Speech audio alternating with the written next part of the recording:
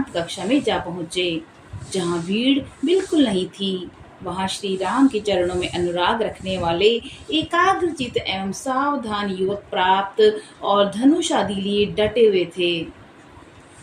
उनके कानों में शुद्ध सुवर्ण के बने हुए कुंडल झलमला रहे थे।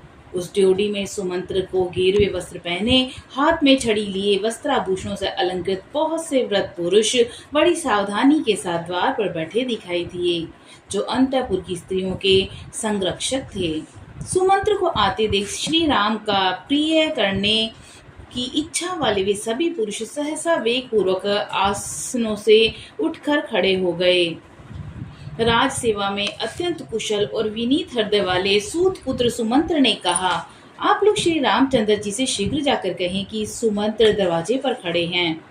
स्वामी का प्रिय करने की इच्छा वाले वे सब सेवक श्री राम जी के पास जा पहुंचे।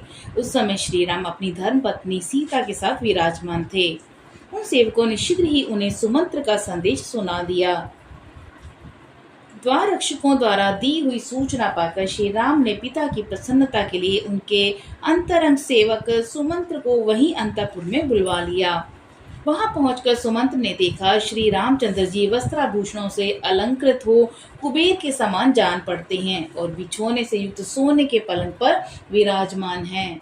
शत्रुओं को संताप देने वाले श्री रघुनाथ जी के श्री अंगों में वाराह के रुधिर की भांति लाल पवित्र सुगंधित उत्तम चंदन का लेप लगा हुआ है और देवी सीता उनके पास बैठकर अपने हाथ से चंवर डुला रही हैं। सीता के अत्यंत समीप बैठे हुए श्री राम चित्रा से संयुक्त चंद्रमा की भांति शोभा पाते हैं। विनय के ज्ञाता वंदी सुमंत्र ने तपते हुए सूर्य की भांति अपने नित्य प्रकाश से संपन्न रहकर अधिक प्रकाशित होने वाले वरदायक श्री राम को विनीत भाव से प्रणाम किया। विहार कालिक शयन के लिए जो आसन था, उस पलंग पर बैठे हुए प्रसन्न मुख वाले राजकुमार श्री राम का दर्शन करके राजा दशरथ द्वारा सम्मानित सुमंत्र ने हाथ जोड़कर इस प्रकार कहा, श्री राम, आपको पाकर महारानी कौशल्या सर्वश्रेष्ठ संतान वाली हो गई हैं।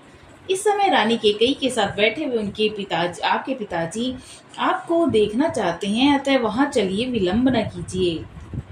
सुमंत्र के ऐसा कहने पर महातेजस्वी नरश्रेष्ठ श्री राम ने सीता जी का सम्मान करते हुए प्रसन्नता पूर्वक उनसे इस प्रकार कहा, देवी, जान पड़ता है पिता और माता केकई दोनों मिलकर मेरे विषय में कुछ विचार कर रहे हैं। निश्चय ही मेरे अभिषेक के संबंध में कोई बात होगी। मेरे अभिषेक के विषय में राजा के अभिप्राय को लक्ष्य करके उनका प्रिय करने की इच्छा वाली परम उदार और समर्थ कजरारे नैनों वाली केकई